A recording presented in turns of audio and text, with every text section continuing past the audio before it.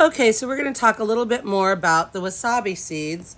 I was able to work on them last night and get them mostly opened. I've got a few here that they have a little bit of debris left in them, but I wanted to show you kind of what they look like here. It's a little bit I need to still clean, obviously. There's a little piece right there. But you can see here what the seeds actually look like. They're tiny little soft seeds. I don't know 100% that I got them at the right time because I can't really find anybody who can really teach us about wasabi seeds here in America. Probably could go to Japan and learn a whole lot, but obviously I'm not going to be able to do that. So there's my seeds. So I'm going to put them through a little bit of a screen and try to screen out a little bit more. I've got a little bit of chaff in here, but the chaff is pretty wet because you're not supposed to let the seeds dry out. So I'm trying to be careful with them. And the chaff, the seed pods are very much like a brassica. Well, they're related to brassicas, but like I said before, the brassicas generally dry out and then you're able to pop them open and get them out. But with these guys, we don't want to let them dry out, so we're trying to pop them open on, on just moist seed pods. There's a little seed coming out, and but it's also hard to then separate them from the little bit of chaff because I can winnow with other seed pods. They're dry and you can winnow them and kind of bounce your seeds around and get everything to let go of them. But with these guys, they're moist and they kind of want to stick together, so that's not really a thing to do. So I'm going to do them like this, and then I'm going to put them through a little screen that I have. Try to screen out any extra chaff that I can. And then our next thing is I went out and got some coco coir, and I got it real wet, then squeezed out all the moisture I could get out of it. And I'm going to take these seeds as soon as we put it through the screen, and we're going to place it in this little tub of smashed coco coir that's, very, very damp. And then we're going to put it in the door of a refrigerator and we're going to vernalize it. So we're going to pretend like it's winter, and I'm going to leave it in there for several months. It's right now the middle of May, so this is absolutely the wrong time to be planting wasabi. Even I know that. They don't like the hot weather, and I'm up here in the Pacific Northwest, and we're not the hottest places, but during the summer we can get up to 90 for a stretch of a week or two, and we can get in the hundreds sometimes in August. So we won't be planting this, but we're going to make this like a spongy thing. We're going to put our seeds on top of it, and we're going to try to get most of the chaff out of there because I don't want the little chaff to kind of rot down and stuff. I want it to just be seeds in there. And then we're going to take these, put them in the refrigerator. We're going to keep them in the refrigerator for about 4 months or so. And I'm going to try 2 experiments. The first thing I'm going to do is put half of my seeds into potting soil and actually pot them up, and then leave them out with my other wasabi, with my other transplanted wasabis, and let them just vernalize over winter like they naturally would and see if they pop up. And then the other thing I'm going to do is leave the other half in the refrigerator and then see if I start them in February and March, if they will pop up. And I'm going to let you guys know which way works better. Does it work better to have it actually let it be natural and out in the soil in the environment, or is it better to protect them in the refrigerator? So stick with me and we'll figure out these wasabi seeds. This is going to be a long process, so we're not going to know for months which way really works, but at least we know we can seed collect with the little stocking things I made. We definitely got a good supply of seeds. Now, just will they grow? I have no idea. So stick with me and we'll find out. So this is wasabi growing in the Pacific Northwest with Valley Growing Gardens, and we'll give you another update when we have one. Good morning. Today is October 1st, 2023.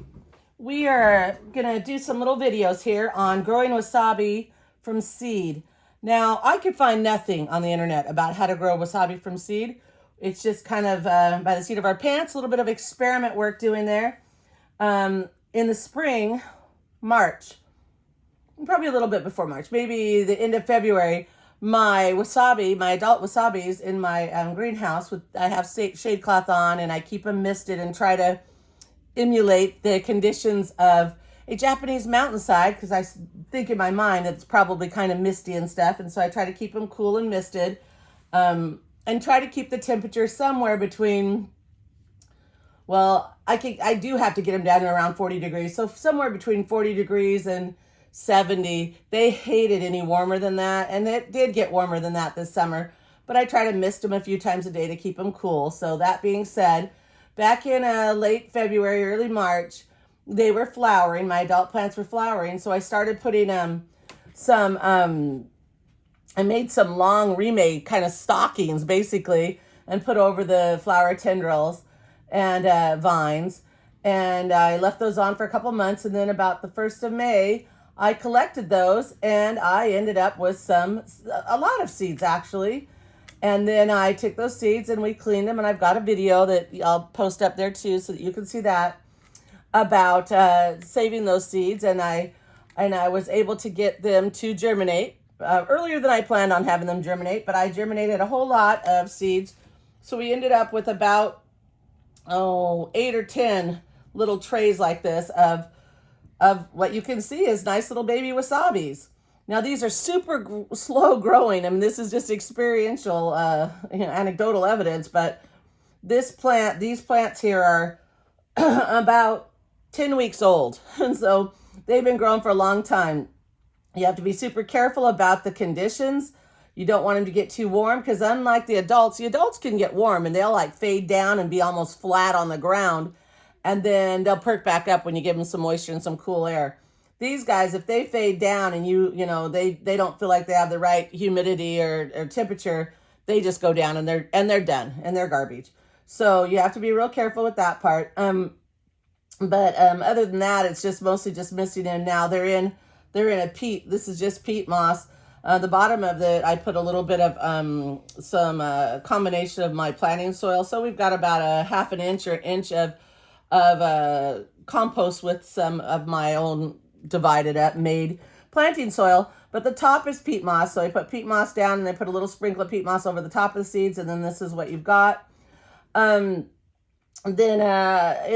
It's finally time. We're October 1st. So I've got them through the heat of summer. And so now I'm going to individually take these guys up and pot them up and see what we can do getting them through winter time and if we end up with some nice little plants in the spring. But the first thing you want to do is get your little tools out. I've got a pair of little tweezers. I've got this is actually, I think, a crab pick, or something like that, but it works really great for plants. And a little pair of scissors. And I'm going to wipe the soil off of them first. And then we want to take some alcohol. This is just straight old isopropyl alcohol. And I'm going to spray my tools, not over my plants, but spray my tools. Just, get a little bit of spray on them and wipe them down. And that's just because these plants are important to us. So we want to make sure we're not accidentally introducing something from some other nasty that was in some other soil or whatever. We want to try to keep it as clean as possible. Just give them the best chances that we have. It's not going to be perfect, but, try to clean your tools between things. If you're feeling like, if you've got 100 million brassicas that you're planting, you're not going to worry about that. But with these guys, potentially they're just kind of a weird little plant and I don't want to have anything go wrong. Give them the best shot. And like I said, I don't speak Japanese and I'm not sure that information's on the internet anyways. If you do speak Japanese about growing from seed, because I don't think it's often done. When I bought my first wasabi plants, they were little tiny plantlets. They're like this big and they've got no roots on, they've got no leaves, but they're an amazing little plant, and one company I got them from, every one of them died. And that was, I think they're about $10 for each plantlet that's about this big. And then the second company I got them from, I got about 20 of them. I think I got about 12 to live. And so that company I did better with, and I won't mention the name of either of them. But plantlets are awesome. They're a great way to start. But hey, if you can grow them from seeds, why not? I'm sure these are probably crossed or whatever, but I only grew Mizuna. And I had another greenhouse with some mishu in it, but we shouldn't have any kind of cross problems with that at all because they were in different greenhouses. But let's just kind of get on with this little tutorial. So what I'm doing here is taking my little crab fork, taking a little area in my little pot here, kind of opening it up real good, then taking one of these guys, getting him out of the soil. And you can see here, put him on the back of this guy. So you can see here, the little root right down there at the bottom. Try not to hold it from the stem area because we don't want to accidentally somehow crush it. It's such a tiny little thing. So we want to hold it from a leaf because if we kill a leaf, at least we have a couple more. Then we're going to put him down into our little soil hole that we made here and just kind of hold it by that leaf and kind of tuck him in there and get him nice and tightened up. And I've got some well drained soil. This again is just my own soil that I make. And nice and wet, like I said, and I make that hole so I can just drop the root down there. I don't want to do anything that could damage him. So we're going to do that again. I'll bring this out here so you can see. We'll grab this little leaf here on this guy, and then we just pop him out of that. There you go. You can see your little roots here. Got a little root ball there. So we'll open that up again like we just did. Tuck him down in there. Don't smash him too hard. I want him to have some breathing room. We'll take this guy right here. Same thing. Just kind of hold him and make the little fork. Bring him up out of the ground so you get those roots. This guy has a lot better roots if you see those. He's got some nice roots. It's a little bit bigger plant. So we're going to make sure and open this up so he has plenty of room to spread his little feet down there. And there we go again. So that is about it for how to plant these guys up. Well, we've got 2 more spots here. Let's finish the last 2 spots, and then I'll show you what my next step is. So again, we'll open up those holes so he doesn't have to work too hard to get into that spot. I'll pick a little plant here, kind of tickle it out with the little fork. We got a nice little root system there.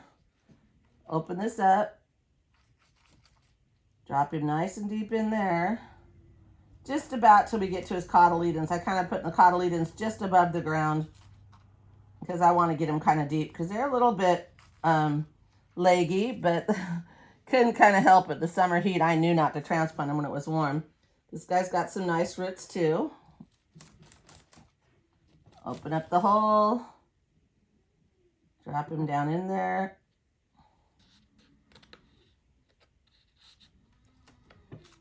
So that's about it for how to transplant them up. I did some about a month ago, and they're doing great with this method. So I kind of made them my canary in the mine to experiment with, and they did very well. So I thought, well, it must be working, so we're going to keep going with that. So our next little step is going to be grab a tray. I've got a 10 by 20 tray here. We're going to put our little plant in here, our little potted up plants here. Grab a mister. Don't want to do anything overly. Now the soil's nice and wet, so I don't have to water these real good or anything. And they're tiny. They're not going to take they're not going to transpire a whole lot. They're not going to take a whole lot of water, but they need the moisture. So let's do this. That little guy over there, and just mist him real good. Give them a good misting so they don't feel too much shock. And then we'll get a humidity dome. So we're going to take just a humidity dome like this. And I always like to mist the inside of my humidity dome too, so it has some moisture in there, the air is nice and moist for the babies. And put that over there. And now for this first day, you don't want to put this in direct light, and you don't really want to put these guys in direct light anyways. So I will put them out in my greenhouse under a bench where they'll get a little bit of ambient light, but not a whole lot. And just kind of watch them, and then when you see the mist on here that's kind of gone, then mist them again. But you really don't need to really worry about watering them too much until you actually see that it's dried out, because these guys are not going to take a whole lot of water. Like I said, just give them a little bit of misting every few days when you see this kind of drying up. Keep them out of the direct sunlight, and give them time because they're super slow, and then watch them. And when they get a little bigger, we'll come back and do another video and pot them up to some bigger individual sizes. But for now, happy gardening. And yeah, we can grow wasabi in the Pacific Northwest. And if I can grow it here, so can you. Enjoy, and come visit us at Valley Growing Gardens if you'd like to pick up some wasabi plants.